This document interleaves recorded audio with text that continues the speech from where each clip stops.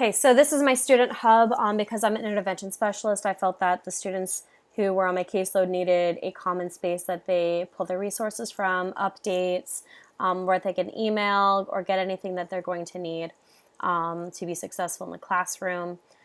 This is something that I continually reinvent and add. So let me give you the tour. As most of my pages are, everything in this room right now is clickable, everything. When they enter in, it tells them to click around. I have an introduction video. Hi, scholars and families. My name is Miss. If they're a parent, they would click here to take you to a different page. I'm not going to do that right now just because I have a separate tour for that specifically.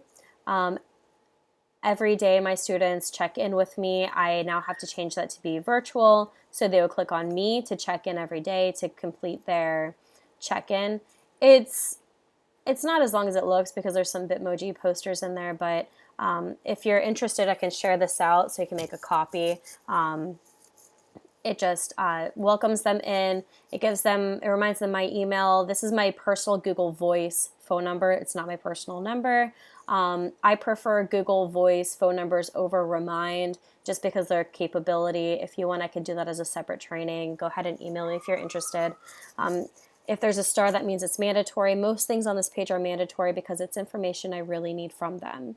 So first and last name, today's date, how did you sleep last night, how was your breakfast today, how are you doing today, how are things going on outside of school, is there anything that you want to tell me that I should know that I can help with.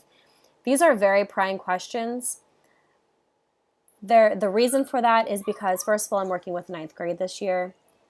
They're used to middle school. They're kind of used to someone kind of holding their hand. I want to make the transition a little bit easier. Second of all, these are things that I already pick up on when I see them in person.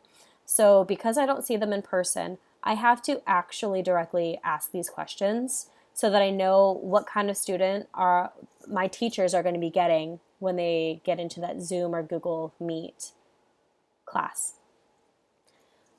So they would answer this. Do you need a check-in today with any teachers? This could be for emotional reasons, or this could be for actual academic reasons.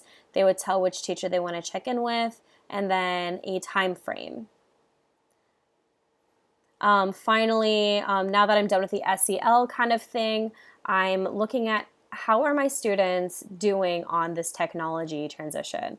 So the first question is, will you be able to keep your camera on in the class today? I also reinforce that the expectation is that they do have it on. However, legally, we cannot tell the student to keep their camera on. So this is my way of kind of finding out what's going on. If you cannot, please explain why. It's direct to me. This isn't going to be blasted to anybody. My biggest worry is that a student would have their camera off in a classroom for very personal, very insecure kind of reasons, and a teacher would blast that across the Zoom classroom and call them out on it, and now we've put even more burden and stress on that student. So this is my way of making it very discreet and confidential. And finally, how confident are you? If we as a ninth grade team continually get 1s and 2s, that tells us that we need to be doing some tech training and interventions. So my students, this is directed for my caseload. The ninth grade team is potentially using this across the board for all students. So that's where they would find that. Everything on this bookshelf is clickable. This takes them to Google Drive, Echo, Khan Academy. This book bag takes you back to that school store that I introduced you to in the first training. This takes you to the procedural safeguards for students with disabilities. This takes students with disabilities to Bookshare. It is an open library that changes books, font, color, it has audio, things like that. This will take them, it's not a link yet, to an overall calendar of all things that are due across the ninth grade board. This book stack takes them to the open library. They can just, they're all books that have been put into the public domain. some students may just be bored at home. They're not recent books, unfortunately. I'm trying to find a better link. If you have a link, please email me. That'd be awesome. This roller takes them to GeoGebra, Facing History website. This is my favorite, one of my favorite tools on this page is clicking on this envelope.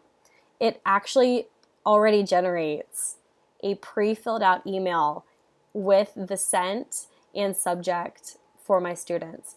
So it has the subject, insert your subject here. Hello, Miss Marshall, I have a question regarding blank, and then I tell them to go on to explain. Thank you for your help. First, oh, I gotta adjust that first and last name. And then I put some reminders in here. That is my favorite thing. I will have to show you that on a separate training. Okay, and then this is another page that I've created. This is the virtual care room because, you know, we like to have our care rooms. Everything in this classroom is clickable. So even the cat is clickable. It takes them to foopets.com where they can play with cats and dogs. This is where they can create a garden. If they're into that kind of thing, they can map out a literal garden. This is a synthesizer, a music mixer. This is a link to Fit On, which is a free fitness app for their computer. This is where they can interact with fish in a virtual fish tank. This is a click link to calm.com's Do Nothing for 2 Minutes. These are YouTube pages of just like calming music. It's going to be really loud. You can manage your team's work easily with Monday.com. Okay, sorry. This takes them to like, you know, or the Aurora Borealis. The other one is of the Alps. This takes them to Mahjong, Tetris, Photon Zen Garden, where they would just kind of mess with it. Just different ways to kind of zone out. This is a yoga session. This is SoundCloud, and this is a deep breathing YouTube channel. Finally, my favorite thing on this page is, again, I made a YouTube or an email link that says, Miss Marshall, I need to talk. Miss Marshall, I need to talk about something that's on my mind. Would you, or I would like to talk to blank, so teacher's name. Would you please create a time and space for me to unload my mind? Kind regards, and then the student's name. I think that's my favorite thing about that page. Okay. So to get back, they would just have to click on this. And then this takes them to the 9th grade website. And then if they're curious, you know, about who Miss Marshall is, I made a 3-minute YouTube of my dog. I also made this banner clickable that takes them to my university, just because I want to increase my students' awareness of, you know, they're going to be transitioning to college someday. So why not start looking now? So that is the end of my 3rd tutorial and training for my Student Hub Google Slides classroom.